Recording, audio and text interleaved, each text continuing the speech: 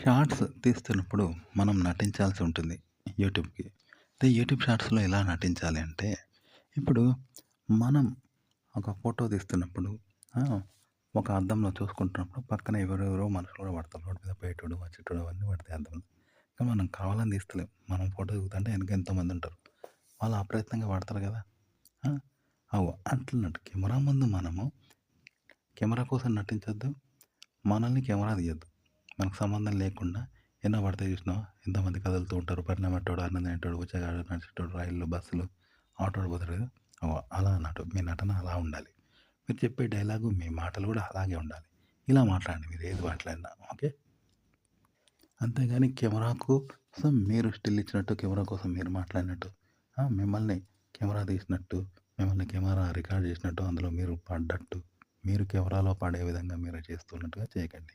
ఆ చేసుడు ఏదైతే కెమెరా కోసం చేశారో, మిమ్మల్ని కెమెరా షూట్ చేసిందో అది ఎలా ఉండాలి ఆ నటన అంటే, కెమెరా ముందు చేసే నటన. కెమెరా ముందు ఎవరన్నా ఫోటోలు దిగుతుంటే పక్కన అరటిపళ్ళోళ్ళు, ఆ!